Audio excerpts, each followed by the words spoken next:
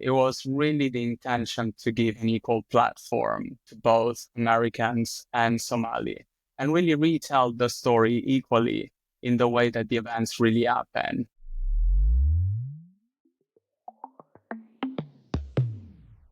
Hey everybody, happy Friday. This is the Unscripted Files, and I'm Madelyn Cunningham, a development producer in the industry, bringing you creative conversations with the minds behind your favorite form of entertainment.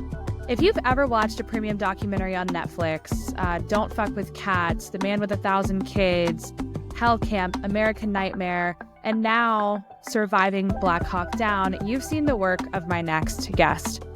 I honestly, guys, typically don't watch military subject matter, but I knew as soon as I saw the first few frames in Surviving Black Hawk Down that this was going to be different, and it is. The original movie came out in 2001 by Ridley Scott. It was a telling of events from a very American hero sort of POV. And 30 years later, now we have a documentary that has come out that is telling of both sides of the story and what occurred on October 3rd, 1993 in Mogadishu. And it's incredibly raw and really stunning. And I'm really lucky that I got to chat with one of the cinematographers on the project about his work on all of these Netflix projects and focusing on this one specifically. I do want to give a slight warning that this conversation does have themes of war, PTSD, and suicide, but it really is a beautiful conversation about the project and about how important it is to tell the right story now more than ever. So without further ado, I want to introduce you to Stefano Ferrari, and this is our conversation. Thanks so much. Stefano, welcome to the podcast. How are you? Very good. Thank you for having me, Madelyn. I'm so excited to have you. I absolutely devoured Surviving Black Hawk Down this week when it came out. For over 3 hours, I could not tear my eyes away from the screen. I did not pick my phone up once. And I was so taken by the imagery. It's a Ridley Scott project, so I know that we expect nothing less. It was so unbelievably elevated, and the way that the subjects were captured was just really, really stunning. And as one of the DPs on the project, I'm just so excited that I get to talk with you about it. Thank you so much. Thank you. First of all, thank you for watching the show. I really appreciate it, and I'm glad you enjoyed it. Yeah, absolutely. So tell me, this happened in 1993. The narrative film by Ridley was done in 2001. It's now 2025. So when did you get brought onto this project? And did you know about the events of Black Hawk Down before being approached? So I knew historically, I knew what happened. These are events that happened in 1993. I was 4 years old at the time. And so I guess what I learned about the events, I learned through the film, really, and then doing my own research. I was approached very early on in the process by my director, Jack McInnes. And when I heard the story, I had a few questions. The first question is like, why are we telling this story now? What's the reason? Why is it relevant, in 2025, where I feel like that there is so many wars happening? Do we need to rehash events that happened so long ago? And, I think the pitch that my director gave me was quite convincing. It was really the intention to give an equal platform to both Americans and Somali and really retell the story equally in the way that the events really happen. My director is somebody that came from the observational documentaries. He did a film about Syrian refugees during the crisis of Syria and the kind of the Balkan route where Syrians were going through the Greek islands and then moving in the north of Europe. And so, I was really craving to work with somebody with that experience. Jack has an incredible eye as well. But I guess what really attracted me to the project was setting the record straight.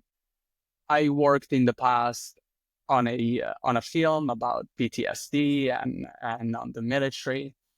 And that was quite interesting film in the sense that it all started, that film that was called Thank You for Your Service, directed by Tom Donahue, and film started with the premises that there are more soldiers dying of suicide than soldiers that are dying on the battlefield. And this came from a New York Times article by Nicholas Kristof, but that was quite eye-opening.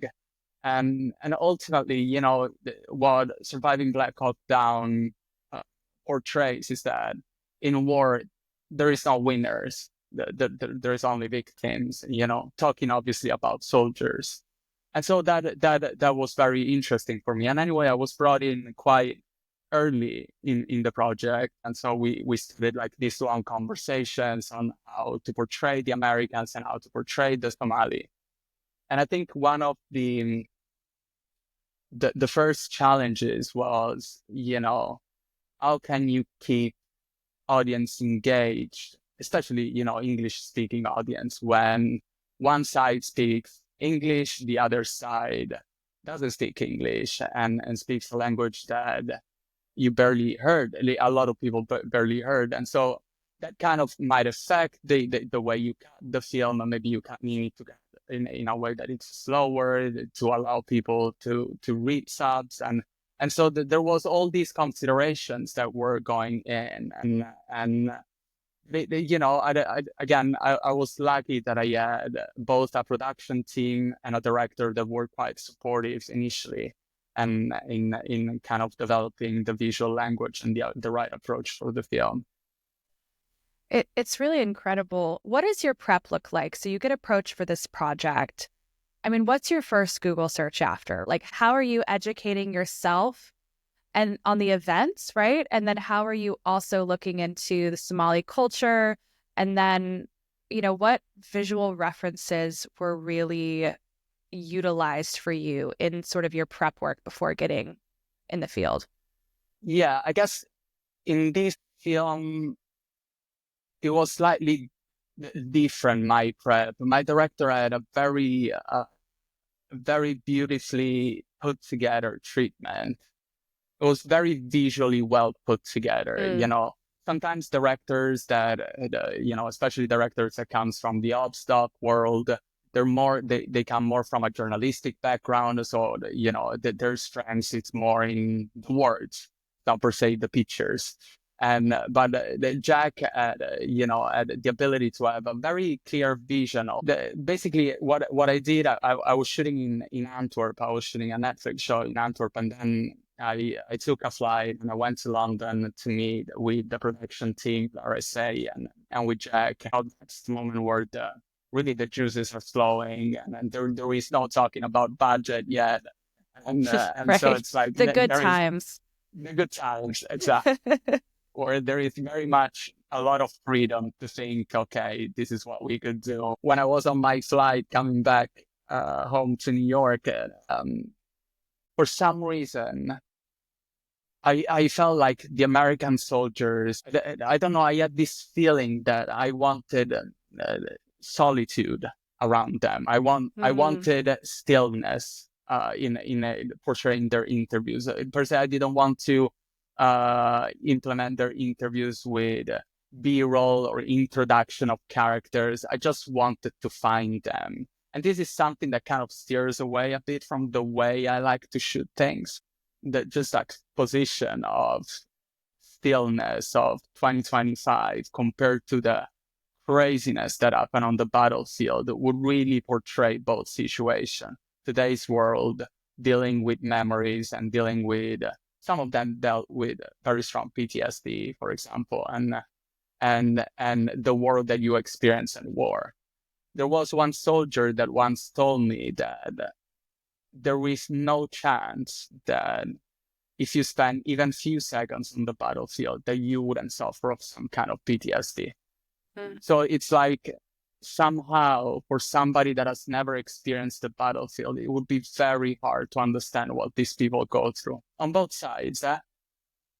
And so there is an element of empathy that we needed to explore and kind of shed away a little bit the bias that you might have regarding soldiers being, these killing machines, and this was for the Americans, and Right. but for the Somali people instead, we wanted, if you ever been to Africa, Africa is a beautiful country. It's a country full of colors, full of vitality, and Somalia is, the landscape is just incredible. It's, the coast is beautiful, but it's a country that has been really shattered by war, and for years and years, and there, to this day, there is still war and civil war, and and the situation is quite dramatic. But when I met the Somali characters, they were all smiling, they were all happy, they were all friendly. And somehow I really wanted, me and my director, we wanted to capture that, not to feel like, the darkness that would have been easier to associate them with, if you know what I mean. And so these were the first kind of consideration. Choice to portray the soldiers in solitude and in loneliness was so interesting because it was such a stark contrast to the frenetic nature of the recre and the actual events. It made it so clear while they all experienced this together, how they're all on their own dealing with this. In a diner, in a bar, in their office, in a remote cabin. And it really drove home how they're all dealing with this very singular experience by themselves. And then in Somali, it's color, it's movement, it's fabric in the wind, it's in a car. It was a very different portrayal of that community and that life than what we typically see. And you could even see in the archival, back when they were covering the events of Black Hawk Down, what the American media chose to show of the Somali communities. And so I think that just early on, making those choices, you really felt it. That's really great to hear. I can't tell you how much time we spent looking at locations and trying to find the right location. It's like, especially when it comes to location, at least my approach is not to impose a location on a character. You don't want to be distracted by the location. You want to have a feeling about it.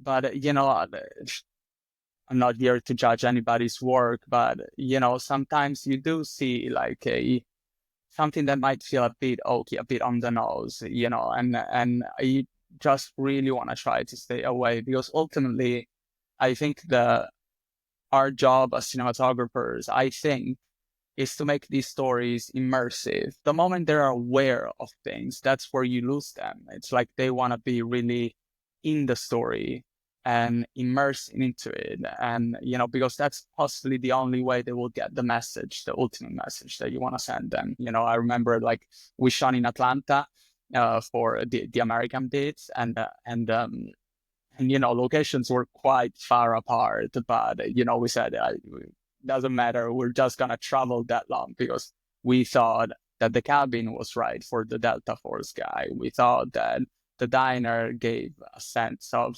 of that character, and the bar for Randy. And so it's kind of a bit of a variety of what, so maybe somebody could consider a bit cliche. The diner feels very American, and the bar might feel very American, but I think that it felt right. So I hope we accomplished something good there. Honestly, when I saw it, I had so many thoughts, and one was that I could see these people anywhere, in a bar and a diner, and never know what they had gone through. You don't look at people and know.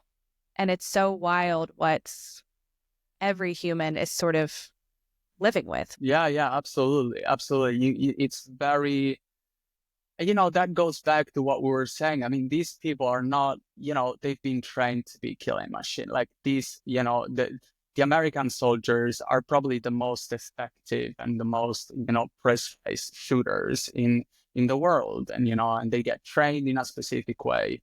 But then what happens is that they don't get retrained for coming back to real life.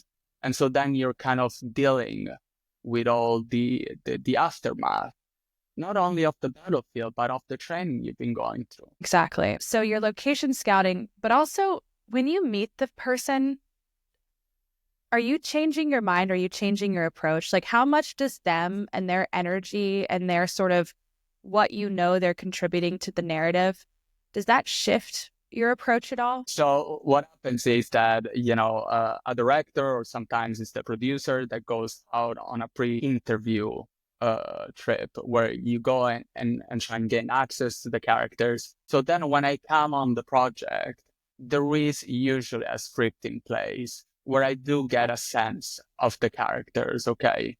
So I can get a sense that Dave Deemer, the guy that is in the diner, it's more of a tough guy, somebody that has this kind of armor around him, and the story that he's gonna tell. So I'm already kind of getting a sense of how I would like to shoot him, I would like to light him, the kind of location that I want. So there is really a big study that comes before.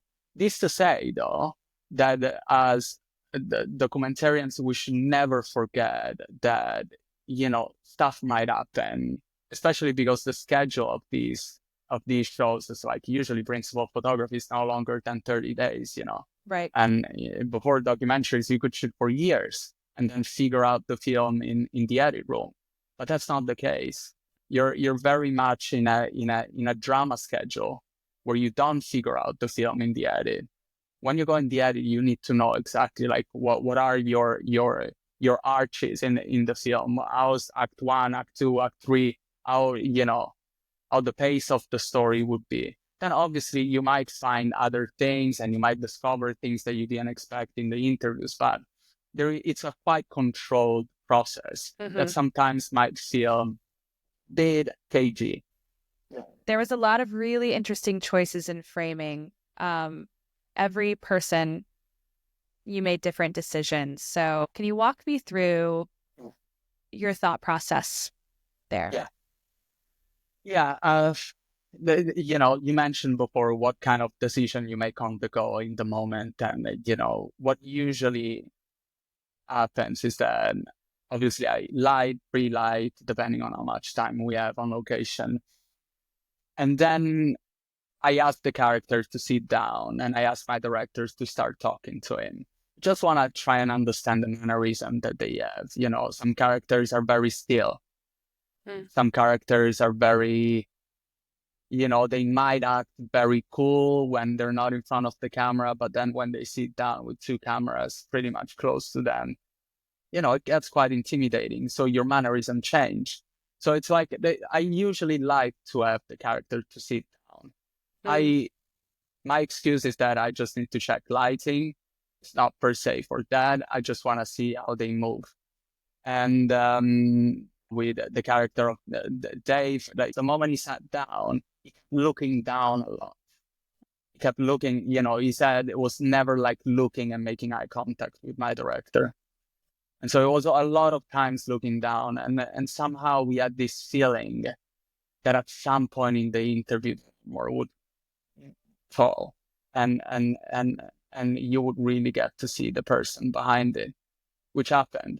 And with characters like the fighter in the car, is somebody that his first encounter with American militia happened inside a car, and that's kind of what changed his mind about pretty much the occupation of the American troops, and his job today is working a lot in the car. So we felt it was more appropriate to have him in there. For the sake of honesty, I want to say we weren't allowed to go to Somalia.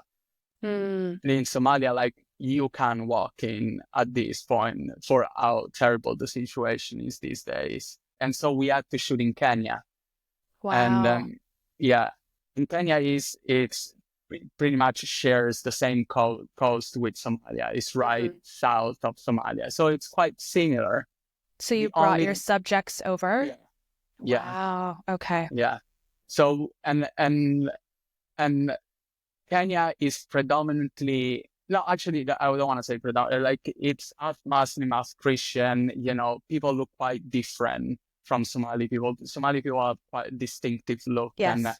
and and and this, for example, if we want to create a parallelism with the film, the drama film, the Surviving Black Hawk Down, this was one of the issues that the film wasn't able to tackle because a lot of the extras weren't Somali.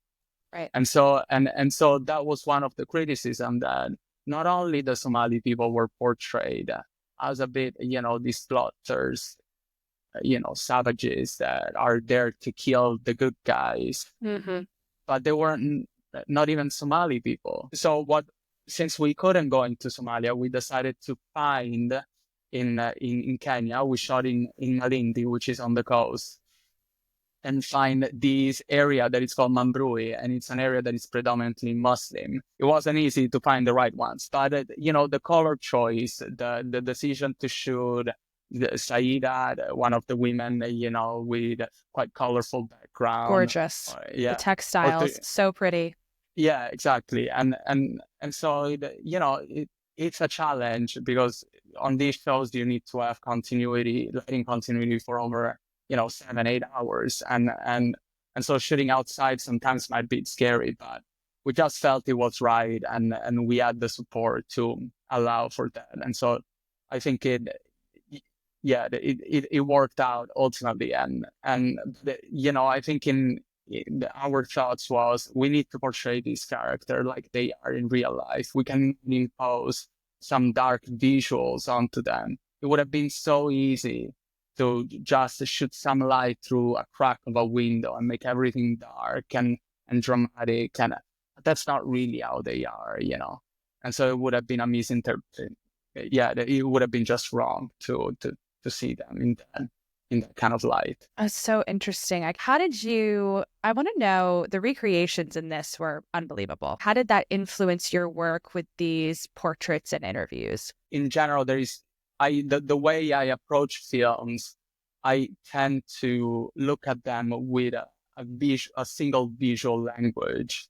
I think there is a tendency of shooting the documentary, looking very documentary, shooting the interviews that feels, very much like terrestrial TV. Nothing wrong with that. But, more BBC, Channel 4, PBS kind of interviewing style. And then have like Hollywood style recreation. And I think that creates a bit of a separation, if you know what I mean. It's And jarring. it's jarring, exactly. Mm-hmm. And I think what happens is that a lot of times recreation are tricky in the sense that they could really help the narrative move forward. But sometimes it feels like, okay, the character is saying this thing. Okay, now I need to show it in recreation. It becomes kind of like spoon feeding the audience very quickly. You gotta be very careful to decide when is that I'm cutting to recreation. Why do I need to recreate this moment? Is it bringing the narrative forward, or I'm just spoon feeding my audience? Because it's very important, I think, especially on these films, that you treat your audience with respect, that you understand that they will understand what you mean without you needing to show it. So when it came to the recreation, obviously, there was this initial consideration that, we wanted to bring the audience on that battlefield. We wanted them to feel what it means to be on that battlefield. But I think it was the contrast that we were very interested in, the contrast of the experience of war and battlefield and the contrast of the life today, and seeing the resilience of the Somali people, seeing how the American soldiers are dealing with their demons. They were kids when in 1993. They were 18, 19, 20, 22, and they were losing people that they consider family. How do you deal with that, when you come back home? How do you explain the people you love and people that love you that you're not the same person? I think it's a quite, dramatic aftermath for both sides. And it's a disservice to say that the Somali were savages, bloodthirsty animals, because that's not the reality of things. And it's also not the reality of things to say that the Americans were all there, with the conviction that, oh yeah, we're the Americans, we need to go and win. Because, these people are following orders. They want to Right. protect their country, but they're following orders. Mhm. And they're seeing death as the Somali and experiencing loss. So anyway, so we really wanted to experience that contrast in the filmmaking. And I think the drama team has done an incredible job in portraying. And yeah. It was really incredible. You mentioned that you were drawn to this project because you really felt like 30 years later, there was an opportunity to tell both sides and set the record straight. When the original movie, Black Hawk Down came out, it was in a post 9/11 world, in a post 9/11 America where we're the heroes in every story. How important was it to set the record straight on something that happened so long ago? And how does it apply to us today? That's a very good question, and I hope I'll be able to answer it in the right way. But I think I can speak for myself, right? And I can say, why now? I think setting the record straight as documentarians is fundamental. Telling the real events, telling what happened on that day, to service, the stories of the Americans, the Americans that lost their lives fighting, and for the Somali and the tragic events that then, they experience and they're still experiencing today. I think, what Hollywood does, it's giving you great entertainment. I think a lot of stuff it's done for the sake of entertainment. I've enjoyed the film. The film was, when I watched it, I don't remember criticizing the film. It's an high octane, beautifully shot. You think as a director of photography, where do you start? I mean, it's, in terms of blocking and in terms of, like, filmmaking wise, it's like, wow, what a feat, what an incredible, achievement. As documentarians, there is an element that is the truth, and there is the emotion, the real emotion that comes out of these stories that has to be shown to people.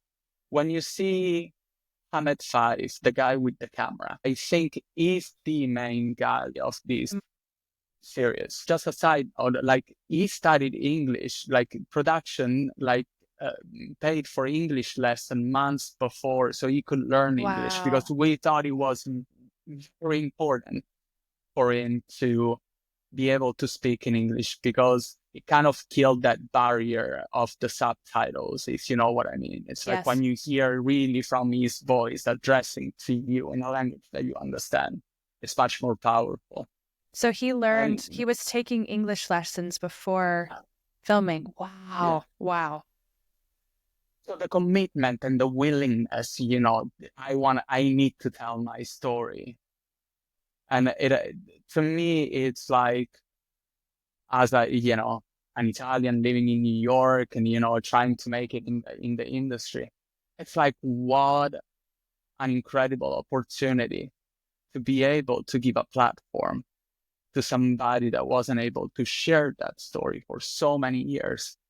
And now he is. And even if the English might be broken, but that emotion, that emotional channel, it was wide open, and it was extremely, extremely effective. And I didn't see the images that he shot until I'm with him. And the stuff that these people saw, it's like, I mean, unbearable. Obviously, on Netflix, we can't show most of the stuff that he did. And the level of empathy that he had for the Americans, the level of empathy and love that he had for his country, it's quite remarkable. And I think it's so important to hear stories like this. You know, American intervention, Madeline, it hasn't happened just in 1993 in Mogadishu. It has Right. happened later on. What happened in Mogadishu was the reason why Americans didn't intervene during the Rwandan genocide. So it had massive historical implication afterwards. but American intervention. Then you added in the Afghanistan war. And you mentioned 9/11. Iraq and So I think, and what's happening now between Israel and Gaza. I mean, it's quite relevant, and the parallels are quite easy to be drawn, if you know what I mean. Absolutely. As someone who creates documentaries and pitches them, we get the why now question a lot, especially with historical things. Everyone wants modern day sort of contemporary storytelling, and it's unbelievable how relevant this is. I mean, you can look at American intervention, the white savior complex. I mean, there's just so many ways that this speaks to our perception, being the heroes and sort of being a part of the narrative. The archival that was captured by this gentleman was unbelievable. His commitment to capturing it, even as it was happening to his own community, was unbelievable. And it absolutely made this series. And I couldn't believe that was available. He specifically is so critical to the story. What's the story there? This film was brought by our producer, Jamal. Jamal is a quite famous figure in Africa because he's the BBC correspondent for Africa. And he's a Somali citizen. He was born in Somalia, and now he lives in London. And he knew this guy. He knew Ahmed's life. And when what happens is that when you bring a show and you pitch a show to, as I'm sure you know, to a production company, you need to have some sort of access. It's like the questions are not just why now, why do you want to, which is fundamental, probably the principal question, why do you want to tell this story now? But who do you have access to? It's the second question. What new information? Exactly. Exactly. And then that's kind of ties back to what we were saying before. It's like, why telling the story now? It's like, well, if you do have something to add, if you do have finally the ability to show that footage of what happened on the ground that day, it's quite powerful. And so, Jamal was the person that put us in touch with all the Somali people and Somali survivors, and gave us access. And he did such an incredible job. Also in kind of instruct us on, and telling us more about the Somali culture. And, so when we were on set, it was pretty much not only our producer, but he was an incredible consultant. Because, our intention, mine and Jack's, the director, was to portray Somali people in the way that they deserve to be portrayed. When you're sitting down with someone and you're working with the director and you're dealing with sensitive subject matter and intense subject matter and emotional subject matter, what is your process there? Yeah, well, there are two aspects to this. There is a technical aspect and there is more a human aspect. So in terms of human aspect, like, I always make sure that I introduce myself to the characters. I make sure that, they get comfortable with me. I think it's very important to create that connection initially. But then when it comes to the technical aspect of things, especially on this film, so we shot the film in large format. And the reason why we wanted to shoot large format, we wanted a sense of intimacy, especially in the close-up. We wanted the ability to really focus on the characters. When you shoot 2:3:5, when you shoot at the wide aspect ratio, when you're taking close-ups, you're forced to be slightly further away from characters. Pushing further away, that means that the amount of stuff that is in focus behind of the character might, be bigger. And we wanted to create that sense of intimacy with the character. Also, what I do, I'm not a massive fan of long lens. What that means is that I don't usually shoot my close-ups on 100mm being further back. And usually my cameras are quite close to the characters. And this means that my director, or the person that is interviewing the characters, is quite close to them as well. And this avoids what, kind of having the characters, either projecting, and you don't want that. You want them to have a very normal conversation with the interviewer. And so creating that intimacy, that relationship between the distance of the camera, the distance of the director with the audience, creates kind of um, that that sense of closeness that I really crave in the interviews. Also because you can really tell when you push so far away with the lens and you go long, and all of a sudden the background is a bit of a mush, and you don't really know where the character is situated. So I kind of have an approach that feels a more drama approach than per se documentary. It's an interesting approach. I think subjects in general, when the camera's far away, you want to feel like you have to broadcast. And it does create sort of a us and them when it comes to you and the crew. Yeah. If we want to get cheesy, they say that the eyes are the windows to the soul. There was a moment with Dave Dimmer, the guy in the diner, where my director asked him a question. And the question, if I remember correctly, was related more regarding the Clinton action of you kind of, retrieve the troops and, basically having lost all these people, for what reason? And that was really the moment where the armor fell for him. And I remember he kind of started looking into camera. Again, we were shooting a low angle shot, and he was pretty much looking down.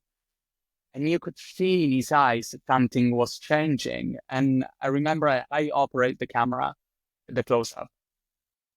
And I remember getting this feeling, and I swear to God, I'm being truthful, and I'm not exaggerating. You really feel kind of a vibration that something is changing in the character. And it was extremely powerful.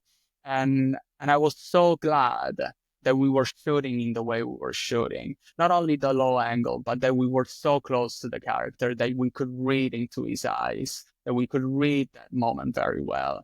Because that really created the connection between character and audience. And if we would have been so far apart, I don't think we would have gotten that connection. And I think ultimately that was fundamental to, convey the idea that, no matter how tough you might play, there is a man and somebody that suffered, immensely behind it, behind the tough guy. And I was, again, it was glad. Maybe you can call it an happy accident, but I can tell you, like, we thought so much about the way we wanted to shoot this character that we thought, okay, we did something good today. Yeah, and you could feel it. It translated. Absolutely. 100%.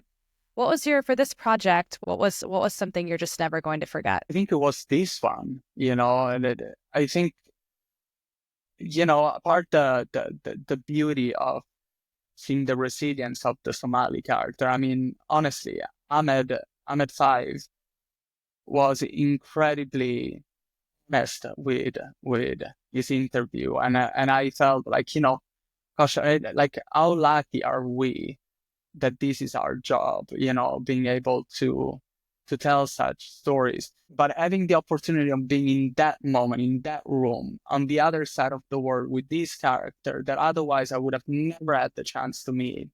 I mean, it's pretty lucky moment. But I think the Dave Dimmer moment, it was quite amazing because it was unexpected. Mm-hmm. This guy 5 minutes before, he was telling us like how he was trying to figure out how he could kill this Somali prisoner and kind of get away with it. And then all of a sudden you see oh, okay, this guy has a soul as well. It's one of the reasons I love the project so much. I mean, you've also done a lot of other unbelievable investigative projects as well. Looks like, I mean, you and Netflix hand in hand right now. You did Don't Fuck with Cats, American Nightmare, Hell Camp, The Man with 1,000 Kids.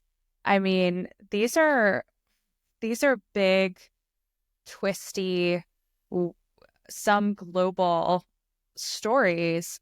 And each of the projects has a very distinct tone. Like when you look at Don't Fuck with Cats, and the very sort of like digital internet nature of it and the sleuthy sort of nature of it. Then you go to American Nightmare, Hell Camp, The Man with 1,000 Kids, which felt cold and clinical and creepy. Like, how are you sort of tailoring to each of these projects? Like, talk to me about Yeah, that. I think ultimately I found the best recipe to be everything starts from the story. I realized early in my career that when I was coming onto a project with kind of preconceived ideas, this is how I do things, this is my style, I'm a naturalistic, I'm not very theatrical kind of cinematographer. My lighting is of a certain kind, I only shoot with certain lenses. That I realized that my projects were looking all the same. I said, okay, there is something wrong here. At that point, I felt I wasn't serving the story properly. When it came to Don't Fuck With Cats, that was the first time a director reached out to me for a documentary and showing me a script. Never heard of that method. So Right. like, wait, we're shooting a documentary. And then like, what is this script about? And when I read that show, it's like, it was the final project there, edited with all the twists and turns, with all the sleuthing, and and I said, wow, I mean, this is dream come true for me. You have the flexibility of a documentary. You're telling real stories, but I know the story, and so I can craft the visual language based on the story. I Right. don't You need know to what you're getting. imagine. I know what I'm getting. And so I think in general, when it came to Don't Fuck With Cats or American Nightmare or A Man with 1,000 Kids or the MH370, Vatican Girl, all these the Netflix shows, like they all have differences in terms of the way the story has to be told. Otherwise, you just do a massive disservice to the story, to yourself, and to the audience. The first thing I do is I go and print the script. Okay. Yeah. Like it's very hard for me to read You're on a a paper computer. guy. I'm a paper guy, Yeah. very Yeah. old Yeah. school. Okay. Mhm. I go and print the script, and this allows me to start, writing on it. And I start and I need to stop myself. Sometimes I go into shortlisting on the Sure. first read, and that's something that if you're listening to me, aspiring cinematographers, just don't do it because it takes a lot of energy out, and it takes a lot of the focus out of the story. Understand the story first, get what the director is trying to do, because ultimately you're serving the director's vision, right? Not to say that your vision doesn't matter as a cinematographer. Your vision matters very much as long as it's informed by the vision of the director. You're brought onto a project because of you're not just hands, you're also the brain. And so the director wants to have a soundboard, wants to hear your thoughts, wants to hear if you would do things differently. But I think ultimately everything starts from studying the story, the script, the characters, get a sense of the location. I remember on Black Hawk Down, I didn't go, the first thing I did was trying and look at local photographers, even amateur photographers from Somalia, because I wanted to get a sense of how Somali people were portraying their land. I didn't want to Themselves. go themselves, Mm-hmm. you know?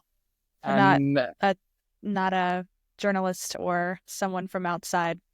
yeah, exactly. Like Yeah. you don't want to have the kind of strangers. You want to have people that have been immersed in that reality.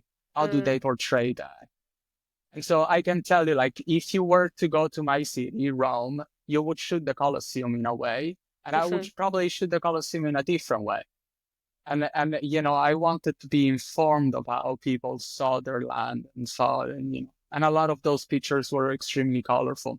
Anyway, just to finish and answering your question, it's the story. That's where you start, because otherwise you would end up imposing yourself onto the story, on the vision of the director, and you would end up by doing that everything that you do that will all look the same.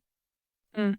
You Yeah, know? absolutely. Yeah. So can you think of like one of the biggest sort of challenges, technical or otherwise, that you've encountered on a project and like what your sort of approach is to problem solving? Time. There it is. Never enough. Never enough time. You always wish there was a little bit more time. I think the way you tackle it, I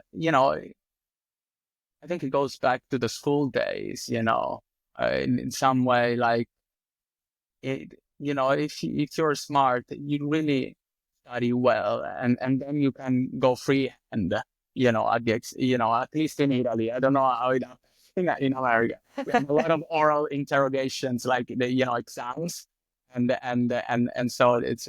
But I've always thought, study well, because that will prepare you for the unexpected.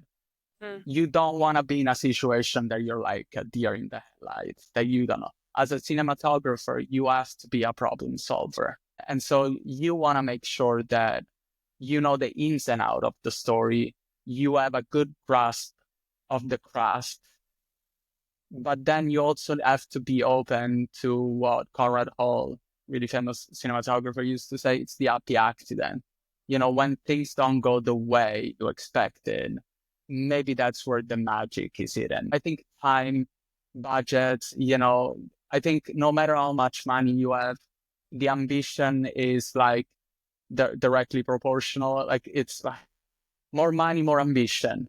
So I was listening to this interview from Denis Villeneuve, when he was talking about Dune, and you hear him saying, "Yeah, we didn't have enough money." Okay, great. How is that possible? Yeah, exactly. How? Exactly. No. So have you, how has your growth been from sort of early in your career to now in terms of like how you're able to make decisions on set and sort of be pretty decisive and trust your gut? Well, the process has definitely been non-linear. I can't say that it's been an ascent. It's ascent, go back to square one. And I think you just need to be open to ultimately to fail. There is no process that wouldn't include some failures. I came to the realization of that later on, that being a perfectionist is not per se a great thing. And I consider myself a perfectionist. And this basically, drives you to failure all the time, or unhappiness all the time, I think a director, Mark, the director of Don't Fuck With Cats, said, Stefano, there is beauty in the imperfection as well. I used to be extremely afraid of failing, but it's so important to find yourself in those situations. And I think also the way you resolve things is that you need to understand that you can rely on your collaborators. Either it's your crew, either it's your director, either it's your execs. This is a teamwork. It's not all on you. Creativity is so hard. We are our own worst critics.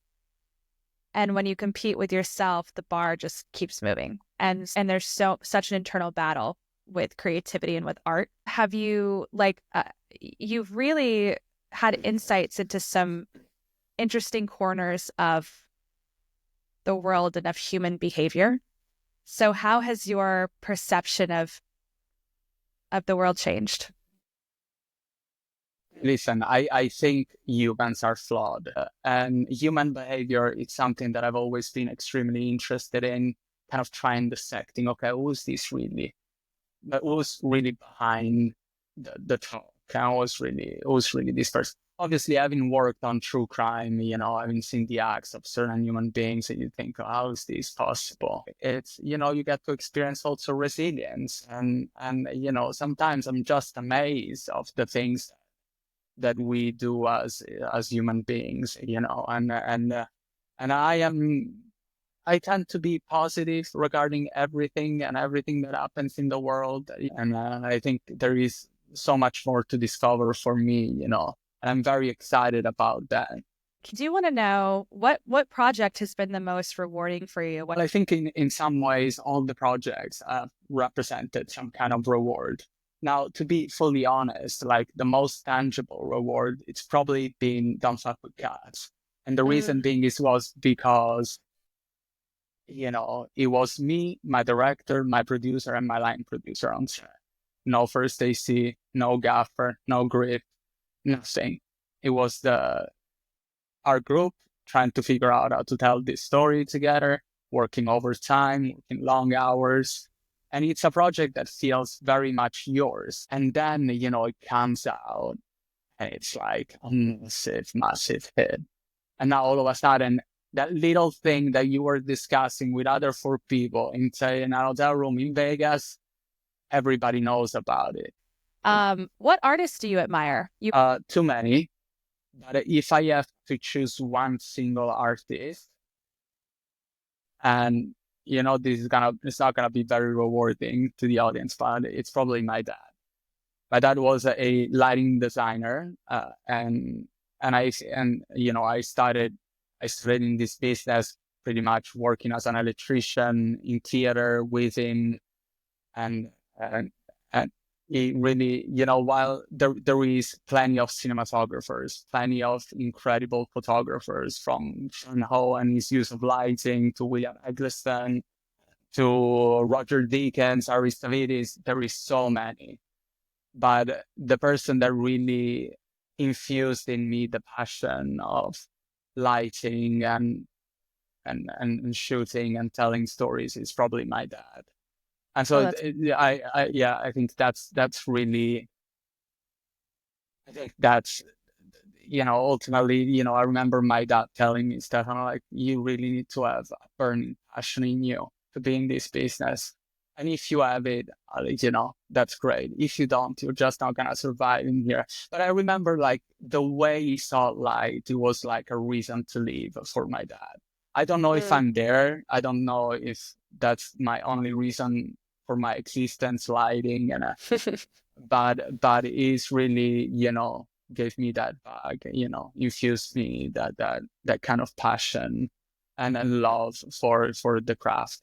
Yeah. That's lovely. I love that. I don't know how much you get to pay attention, but it's award season right now. A lot of good movies out there. Anything you like that you've seen lately that really impressed you? Yes. Anora, I thought it was a great film. I mean, I just watched that again last night. So good. I think Sean Baker is incredible. I'm making things look so natural and effortless, and I really don't know how he does it. And it's such an incredible film. Simple story, it's like the plot is not crazy, it's like it's not a twisty plot, and it's not the plot, it's the characters, and it's very much character driven. And I love that. And I recently watched Nickel Boys. I thought Nickel Boys was incredibly beautiful, extremely poetic. But I thought the way they shot the film, all in first person POV, the way that it's done, and just the acting, I thought it was quite incredible, quite elegant. What are you excited about right now? I'm very excited. I'm prepping 2 new films. I'm shooting in Scotland in the Highlands, so I'm quite excited about the visuals of that film. And I think, honestly, the story might be as good as Don't Fuck with Cats. I think it's an incredible story. It doesn't always happen that you read a story and you think, okay, wow, this is an incredible story with this female lead that is quite powerful, and so I have to say I'm quite excited about that. But in general, I think it's a quite exciting time to be working in docs, given also that the drama world it has been struggling for the past 2 years due to the strikes, and it's been hard, especially independent filmmaking. And so I'm quite excited to be in the world that I'm at, and I think my hope is that as filmmakers, we wouldn't just, kind of be content with numbers of audience. Okay, how many people have watched my show? But I think my hope is that as filmmakers, we'll be able to bring new voices, new ways to approach things, because documentaries kind of allow such a wide spectrum of stories and storytelling characters that I hope we don't get lazy, if you know what I mean. And we kind of, I don't want the audience to feel, okay, I feel we're reading the same book, just different characters. So it's like, it's my job, it's the job of my directors and the production companies to really choose the stories to tell and And I feel quite excited to work with the collaborators and the people that I have around me. And I feel quite lucky, honestly. That's amazing. Well, thank you so much for chatting. I encourage everyone to sit down and watch Surviving Black Hawk Down. It's really stunning and a timely film in kind of every sense of the word. So thank you so much. So excited for what you have going on in the future. And thank you for sharing your process and all of your stories with me. It's been my pleasure. Thank you so much for having me on board on this. Thanks.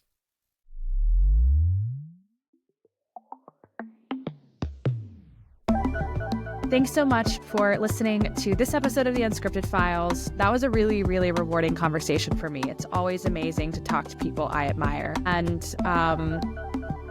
learn something more even about how I think of the world is just like such a gift. We'll see you next Friday on The Unscripted Files. I have some great guests coming up. Again, feel free to follow us on Instagram and let me know if there's anyone you want to hear from, any process you're curious about. And I will do my best to get them on. Hope you guys have a great weekend.